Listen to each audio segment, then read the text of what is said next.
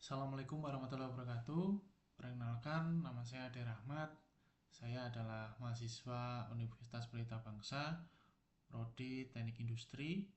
Di sini saya akan menjelaskan atau menjabarkan tugas UAS ya, di semester keempat saya di Universitas Pelita Bangsa eh, dengan mata kuliah pemodelan sistem. Silakan disimak berikut video dari pembahasan eh, jurnal ataupun tugas UAS saya. Silakan, selamat menyaksikan jurnal yang saya pilih. Baik, di sini eh, tugasnya adalah menganalisis jurnal ilmiah dengan materi yang saya pilih, mind map and rich picture diagram. Nah, di sini ada data diri saya, nama saya Ade Rahmat, kemudian NIM 352310676 untuk kelas IE 23C10 dengan mata kuliah pemodelan sistem Prodi Teknik Industri dengan dosen pengampu Mia Amelia STMT. Nah, untuk referensi dari tugas saya ini yaitu ada satu buku dan satu jurnal ya, yaitu buku yang saya pilih yang menjadi referensi saya adalah Mind Map Book ya, yaitu dari buku dari Tony Busan dan Barry Busan ya, atau Busan bersaudara. Buku ini membahas terkait bagaimana kita memahami mind map dan cara pembuatan dan eh, penggunaannya seperti apa. Kemudian di sini jurnal yang saya analisis ya, yaitu jurnal dari eh, satu publisher dari luar gitu ya, jurnal luar yaitu Application of Mind Map and Trees to an Advanced Air Mobility System for Post Disaster Response ya, atau penggunaan mind map dan TRIS metode untuk penyelamatan pesawat tanpa awak atau drone ya, yang digunakan untuk penyelamatan pasca bencana. Nah, di sini jurnal yang saya kupas ya, yang tadi saya jelaskan atau kalau diterjemahkan ke bahasa Indonesia, penerapan mind map dan TRIS pada sistem mobilitas udara canggih atau drone untuk merespon pasca bencana alam gitu ya. Intinya itu. Nah, jurnal ini dibuat oleh eh, beberapa orang. Di sini ada Ola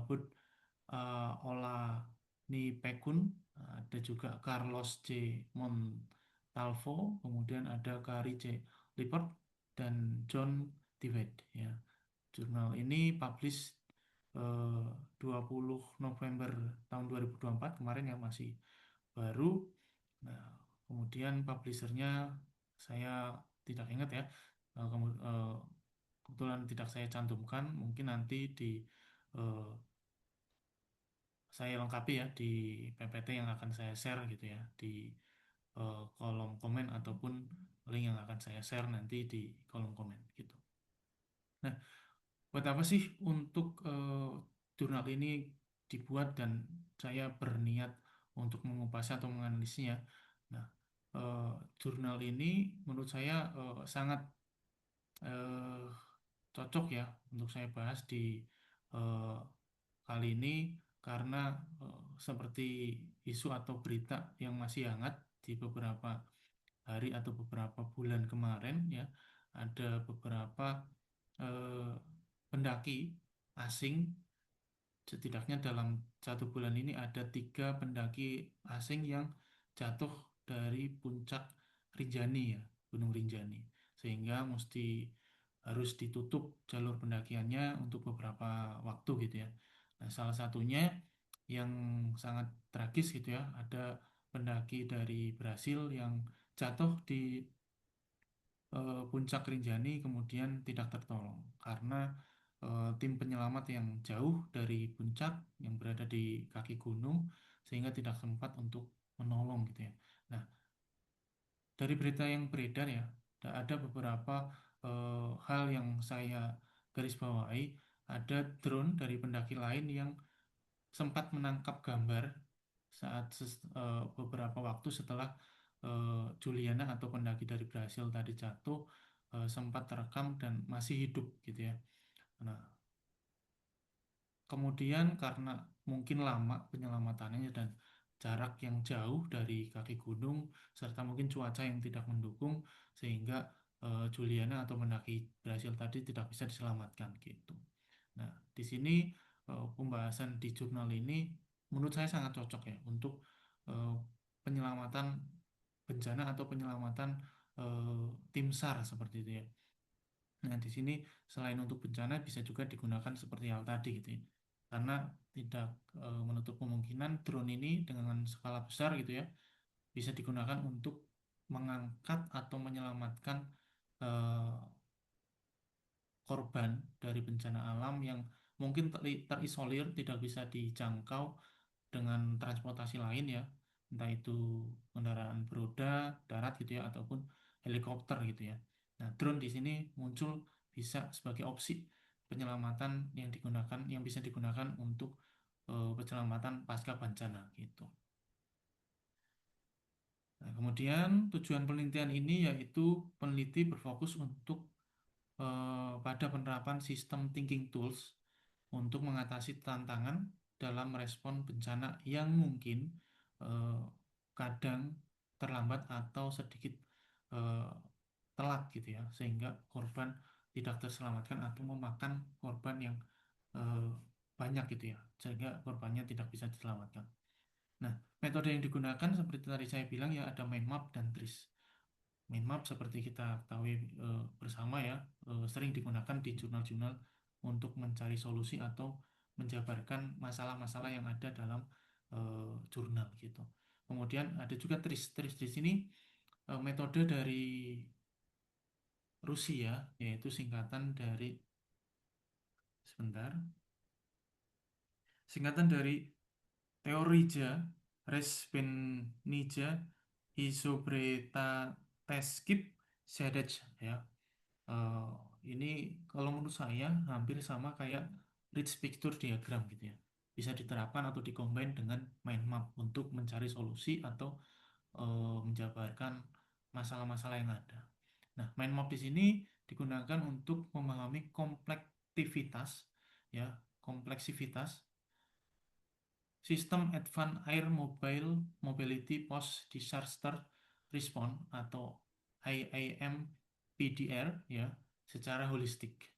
Sedangkan TRIS di sini digunakan untuk menyelesaikan konflik teknis dan desain spesifik dalam pengembangan UAV ya untuk operasi pencarian dan penyelamatan ya atau SAR pasca bencana alam ataupun bencana yang lainnya. Nah, tujuan utamanya dari jurnal ini adalah merancang konsep sistem udara tak berawak atau drone yang lebih efektif untuk misi penyelamatan setelah bencana besar seperti banjir atau badai ya ataupun bencana-bencana yang lainnya yang mungkin korbannya itu terisolir. Kemudian metode penelitian yang digunakan di sini yaitu yang pertama mind map ya. Mind map ini digunakan untuk memetakan dan memvisualisasikan seluruh komponen sistem IAM PDR tadi secara komprehensif. Ini membantu mengidentifikasi dan mengorganisir ya berbagai aspek krusial. Nah, di sini ada beberapa eh, aspek ya, yaitu terkait operasi dan manajemen, kemudian ada lingkungan, cuaca atau satwa liar, di mana lingkungan ini yang seperti tadi kita bahas ya, ada bencana yang mungkin tidak bisa dijangkau untuk penyelamatan secara normal gitu ya, menggunakan transportasi yang pada umumnya gitu, ataupun eh, dari ancaman dari satwa liar gitu ya, yang masih eh, mungkin bersebelahan atau berdampingan dengan manusia, apalagi di hutan dan di eh, pegunungan seperti itu. Kemudian ada juga aspek keamanan dan risiko, ya. Kemudian ada sosio teknis, yaitu interaksi manusia dengan mesin itu sendiri. Kemudian ada arsitektur sistem, pemodelan model dan simulasi. Kemudian ada R&D dan integrasi dan pengujian. Setiap elemen yang kita sebutkan tadi ya, itu dijabarkan dalam jurnal ini menjadi cabang-cabang yang saling berkaitan untuk memberikan gambar visual yang jelas tentang struktur sistem secara keseluruhan, yaitu untuk memfasilitasi pemahaman dan kolaborasi.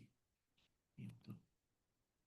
Kemudian yang kedua, metode yang digunakan adalah TRIS tadi ya, yang kita eh, jabarkan ya, itu dari Rusia, menggunakan bahasa Rusia, atau kalau diterjemahkan dalam bahasa Inggris yaitu Theory of Inventive Problem Solving ya, atau pemecah masalah. Yang pertama, TRIS ini digunakan untuk eh, membahas atau mencari solusi dari masalah yang ditimbulkan gitu ya, atau yang didapat gitu ya. Eh, Masalah pertama yang didapat yaitu ketinggian penerbangan UAV ini atau drone itu sendiri saat banjir, di mana pengguna referensi above ground level yang biasa digunakan ya, atau sensor ground level yang biasa digunakan sama drone dapat menyesatkan apabila digunakan ya, akibat dari perubahan permukaan tanah yang menjadi air ya, karena banjir gitu.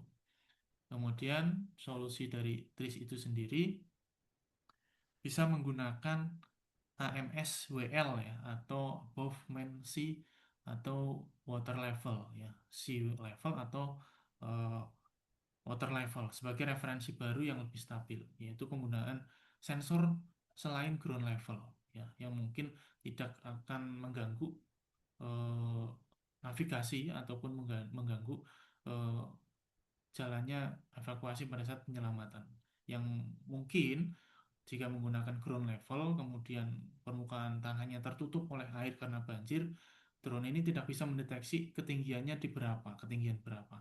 Nah, akan menyesatkan, mungkin bisa jadi drone-nya akan jatuh ataupun tersesat gitu ya. Nah, di sini prinsip TRIS itu sendiri digunakan untuk eh, mencari solusinya, yaitu solusi di sini adalah universality, yaitu eh, memperluas cakupan penggunaan ya, dalam penggunaan sensor yang selain tadi ground level ini akan memperluas cakupan dari penggunaan drone itu sendiri. Kemudian yang kedua adalah replace mechanical system, yaitu penggantian sistem pengukuran yang tadinya pengukuran oh, berdasarkan level tanah, nah ditambahkan dengan level air gitu ya.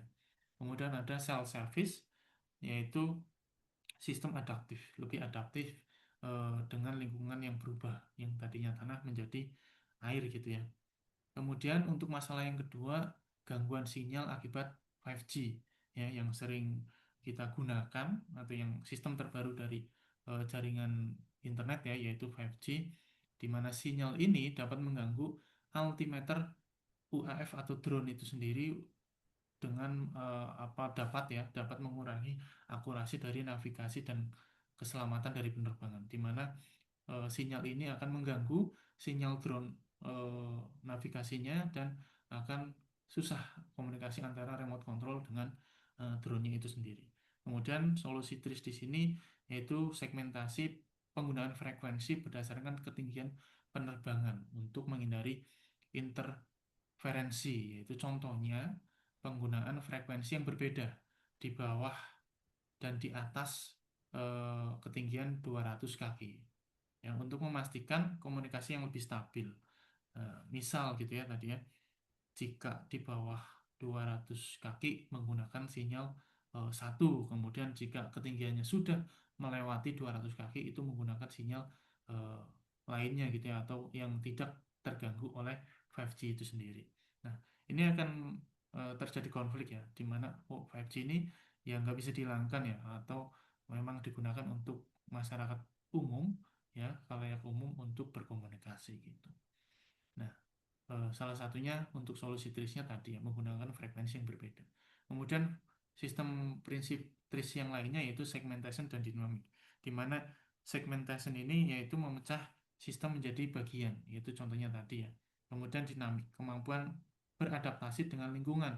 Ini mungkin UAF atau drone itu untuk beroperasi dengan aman dalam lingkungan spektrum yang padat gitu. Ini contohnya ya, penggambaran dari Rich picture diagram ya, yaitu tadi ada drone.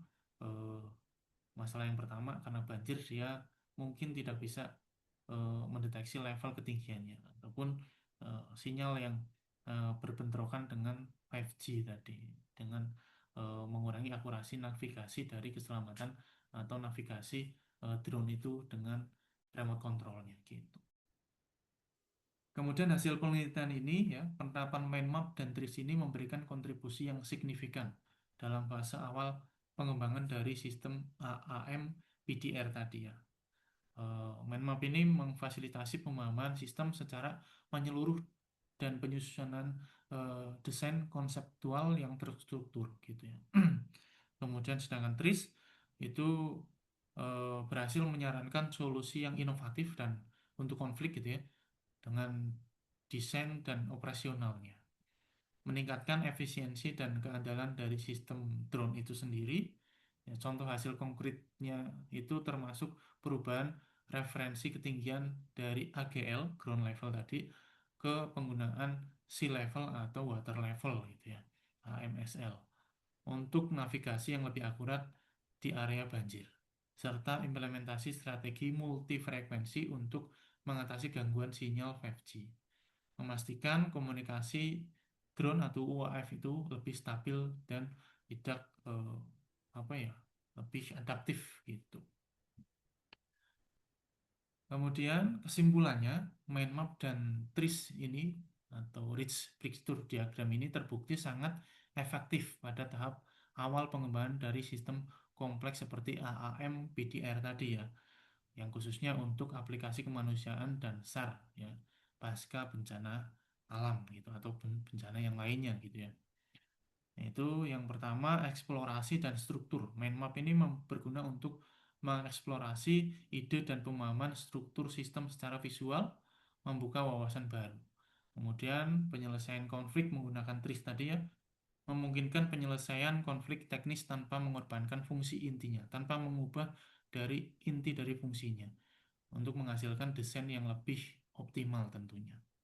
Kemudian aplikasi nyata hasil penelitian ini dapat langsung digunakan untuk merancang sistem UAF yang lebih andal dan efisien dalam operasi kemanusiaan dan SAR. Ya, nah di sini membuktikan Mindmap dan TRIS eh, bisa digunakan untuk atau diterapkan ya untuk mencari solusi yang mungkin timbul ya di berbagai masalah ya, konflik yang timbul di berbagai masalah, dan mind map dan TRIS ataupun rich picture diagram ini membantu untuk mempermudah mencari solusi gitu ya, itu untuk diterapkan di dunia nyata. Itu mungkin penjabaran atau pengulasan jurnal ilmiah yang saya buat ya, yang saya bikin. Mungkin sekian dari saya, kurang lebihnya saya mohon maaf. Mudah-mudahan bisa menambah insight ya, eh, pemahaman baru atau eh, ilmu baru untuk para penonton gitu. Mungkin itu aja dari saya. Saya tutup. Wassalamualaikum warahmatullahi wabarakatuh. Terima kasih.